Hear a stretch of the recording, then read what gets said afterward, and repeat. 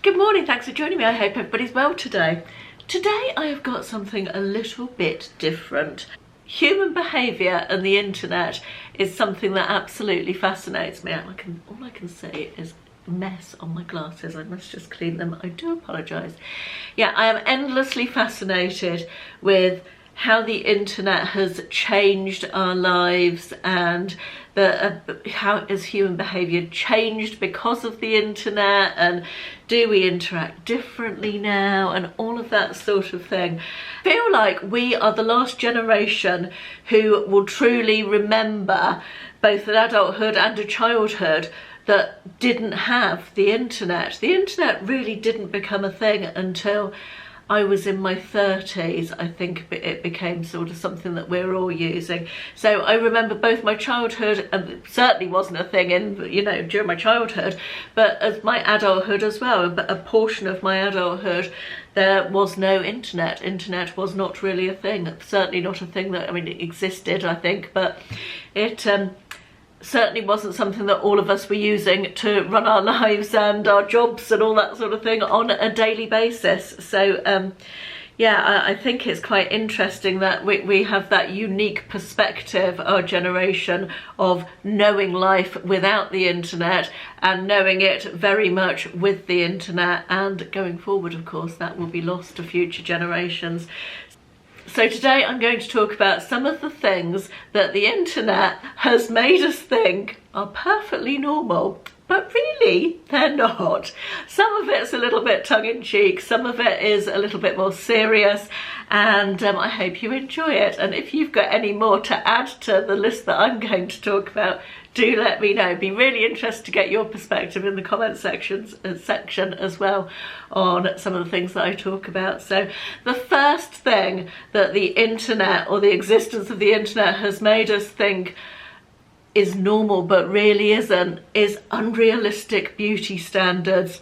And yes, I'm talking about face filters. Now I should say that I don't blame just the internet for this. I think that mass media as well, magazines and so on, are to blame a little bit as well. But certainly since the advent of the internet, unrealistic beauty standards that none of us are ever going to achieve have become something that is fed to us every single day, whether that be on social media, on Instagram, or on beauty websites or magazine sites, all that sort of thing. I think we are constantly being fed these unrealistic, filtered, photoshopped pictures of, I'm going to say women, but everybody. I noticed it particularly being a woman, I think.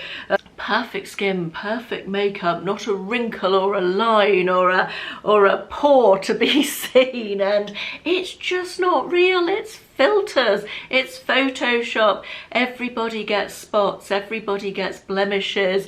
As we get older, we all have wrinkles, whether to a greater or lesser degree, and we all have bloody pores, don't we? I'm in a some of you are probably in it, a Facebook group called Mrs. Gloss and the Goss, which is a group for mainly women. I only ever see women posting in there about asking for tips on fashion and beauty and that sort of thing. And so often I see people put pictures in of their face, close-up picture of their face. How do I get rid of these pores? Why does my skin look like this even with foundation on? I want to look like the girls on Instagram. People reply to me in the comments, this is what skin looks like, and we're being led to believe that skin should look like this airbrushed, filtered thing, and it's just not. I am quite proud of the fact that I don't think I have ever put a filtered photograph of myself on social media. I've downloaded some of the apps and played with Facetune and stuff in the past to see what it can do, and but I don't have any filter apps on my phone at the moment, or Photoshop. I wouldn't know where to start photoshopping myself, to be honest. But yeah, I think there needs to be less of the filters. I have used filters on Instagram stories. Sometimes when you haven't got makeup on, you can make a filter that makes you look a bit better. When I used to do talking stories, I did use those filters, but haven't done any for a long time. But yeah, I just feel like that young women are being led into believing that these unrealistic standards are real life, and they're just absolutely not, are they? And I think the other thing is that we become so hypercritical of ourselves. You know, everybody has a mobile phone in their pocket or their handbag that has a camera on it. It's not like the olden days when taking a photograph was, everybody had to pose, and it was expensive to get your film developed and buy your film. And, you know, there were only 24 or 36 exposures on a film, so you'd use them carefully. These days you can snap away hundreds of photos to get one that you like. And I think that feeds into this desire to only portray this perfected beauty image of ourselves that is not really realistic. The second thing I want to talk about that the internet has made us think is normal and really isn't is short attention spans. And I say this knowing that this has happened to me as well. We are not, none of us are immune to this. I think that a lot of the, particularly with apps, and particularly with social media apps like Instagram stories, TikTok, I think it's shortened our attention spans. I think that we have this really short form content that we consume. I mean, we've all done it, haven't we? We scroll through Instagram stories or TikTok, or we open a news app and we scroll, you know, scan through the headlines and close it again. Now, I'm an avid reader. I love reading, as you know, and I know that my attention span for reading is not what it used to be. Very often, particularly on holiday, I'll be lying on my deck chair reading a book, and for no reason at all, no discernible reason, I'll put the book down, I'll pick up my phone and start scrolling. Not because I thought, oh, I must just look at such and such, or that my phone's made a notification and I want to look at that. I would just put down the book and pick up my phone. I have less of an attention span for reading. And I became aware of this last time we were on holiday, and I noticed that I used to be able to sit and read for hours at a time. Perhaps it's an aging thing as well, perhaps it's not all down to the internet, but I feel like my attention span is shorter. If I'm watching something on the television and it doesn't grab me within the first 10 minutes, I'm wanting to give up on it and watch something else. Whereas in the past I'd probably have given it a bit longer. I feel like I do have this much shorter attention span. I'd be interested to know if any of you guys have that as well. I mean, even a longer form YouTube video or a TED Talk, something like that, or a podcast, I find myself wanting to switch to something else halfway through, even when I'm enjoying it. You know, it doesn't have to be just that I'm bored with something, but I do feel like my attention span has been shortened. I don't have that ability to concentrate on a single thing for a long time like I used to. So do let me know if that's happened to you as well. Number 3 of things that the internet has made us think are normal but really aren't is, and this sort of links to the previous one a little bit, instant gratification. I feel like patience has become a thing of the past for me as well. If something's not available on next day delivery, it makes me cross, whether I need it or not. I want to order it. I want it to arrive tomorrow. I ordered something recently, and it took about, I think it was a Body Shop order. It took about 4 or 5 days to dispatch, and I kept looking. Why hasn't this been dispatched? I didn't need the things. I didn't actually need them. You know, I wasn't running out of something immediately, but I wanted them. I wanted them to get there because I'd ordered it. And I think food delivery and stuff like that, I'm talking specifically like Uber Eats and Just Eat and that sort of thing. You can't be bothered to cook, so you can just order something from any of the restaurants in town type of thing, and they'll deliver to you. We tend not to do that. I haven't had a food delivery for ages and ages. We don't use Uber Eats or Just Eat. I don't even have the apps. Nothing wrong with having them. I'm just saying we don't do it. But I know my son does. I know the younger generation very much order food, you know, at the drop of a hat and have it delivered to them. It's almost all too easy, isn't it? Even my local corner shop is on one of those types of apps where you can get your groceries delivered to you. The other day I was in there dropping my parcels off, and I was chatting to the shop manager who was packing up an order. Someone was getting a pint of milk, some bacon and some tobacco delivered to them because they couldn't be bothered to walk to the corner shop, you know. I mean, obviously it does have its place, you know, for people who are not ambulatory or have issues with getting somewhere. It's great for them, you know, but I think we have sort of bought into this instant gratification culture where we want everything and we want it now, and yeah, we don't have the patience that we used to. I think sort of on the same sort of subject but slightly different is, do you ever have that thing? We have it a lot, me and Ashley, where we go, what was the name of that actor who was in such and such? And now in the olden days, before the internet was a thing, you'd have puzzled over it, wouldn't you, and chatted about it and maybe not remembered, and then a few hours later you go, oh, it was whatever his name was, and you'd remember. It would come to you suddenly, wouldn't it? Or you'd puzzle over it until you remembered. And now we just Google it. We go, oh yeah, who was that? And we find the answer. Is that making our brains lazy? Is that just another form of instant gratification that the internet gives us? I feel like I kind of enjoyed the triumph of remembering eventually what the answer to the question that I wanted answered was, but it's all too easy to just find it now, isn't it? It's almost taken the fun out of it in a way. Number 4 is something that's got an actual name.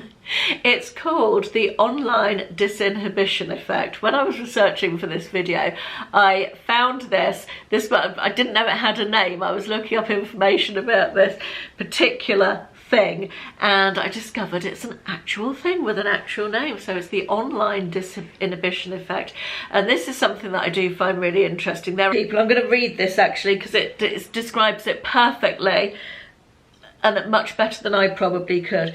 So it describes the phenomenon where people express themselves more freely and intensely online than they would in person. This can manifest in both positive ways, like people sharing their personal struggles, and negative ways like hateful comments and cyberbullying. So let's start with the negative ways, the toxic disinhibition as they call it.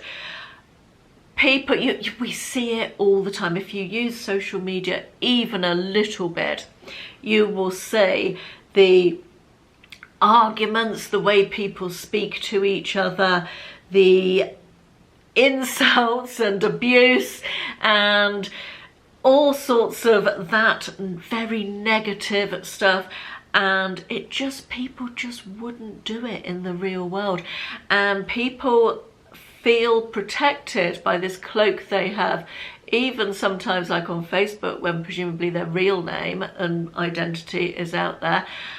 They feel protected by being behind their keyboard and not having that face-to-face interaction. There are other places online where you can be completely anonymous. You can use a fake profile photograph or an avatar or whatever, and you don't have to put your real name to things, and you can be even more vile if you want to. But yeah, it does seem to be a very negative thing that has spread far and wide. I think during COVID, being sort of locked up in our houses and not having that face-to-face interaction with people exacerbated this and made it grow even more, and perhaps made us forget what is an appropriate way to speak to another human being. And I think there's a quote that I found online that I saved a few years ago on Pinterest because it just really spoke to me at the time. And it was something that Mike Tyson once said, and he said, social media has made far too many of you far too comfortable with disrespecting other people and not getting punched in the face for it. And that just sums it up perfectly. It's like abuse without consequences, isn't it? Now let's look at the other version of the online disinhibition effect, which is the benign disinhibition. And as I mentioned earlier from that the description that I read out, there's sort of two parts of this. There's the part where you are happy to share personal struggles, perhaps in a way that you wouldn't with your friends and family, because you feel it's almost easier in some ways to talk to perhaps people in a group who, or a forum where other people are going through the same struggles and you feel it's easier to talk to them. That's a really positive thing with the online disinhibition effect, isn't it? It's a really positive side of it, which I think is really nice, because obviously people sort of find their tribe and are able to vent and, you know, perhaps share experiences and get help in a way that they wouldn't feel able to in person, which is great. And then again, the benign version of the online disinhibition effect is something that I have done in the past very much, which is oversharing on the internet, sharing stuff that perhaps on reflection you probably shouldn't have done. I'm not going to go into details, but there have been 2 times in my online career. My online career started, hobby to start with. I started writing a blog back in 2008, and so it was a long time ago, 15 years ago. The internet is a very different animal now than it was then. But on 2 occasions, I have overshared things that I definitely shouldn't have done. These days, I have very specific and clear boundaries there, that I know what I am prepared to share and what I'm not online. But it's a learning curve like anything, isn't it? And I think that, yes, I certainly have made mistakes in the past that have cost me in a personal way, not monetary, but in a personal way. One of them in particular I do really regret on reflection, but you can't undo what you've done. So yeah, I think it's, yeah, as I said, a learning curve. I feel like this has been really long already, and we've only talked about 4 things, or I've only talked about 4 things. I think I'm going to close this one, because I wanted this to be a sort of 20-minute video rather than, you know, half an hour, 40 minutes. I do have more of this. I'm about halfway through my list, I think, of things that I was going to talk about. And as I said, it's something that I find really interesting. So if I've banged on a bit and bored you, I do. Presumably you're not watching if you're bored by me by this stage. You've turned me off. That's what I'd have done. But yeah, I hope you've enjoyed this. I hope you found it interesting. Do let me know your thoughts in the comments section. And if you would like to see more, or the rest of it, let me know. I'll be very happy to make another video with the rest of the items that I have on the list. Thanks for watching. I'll see you in the next one. Bye bye.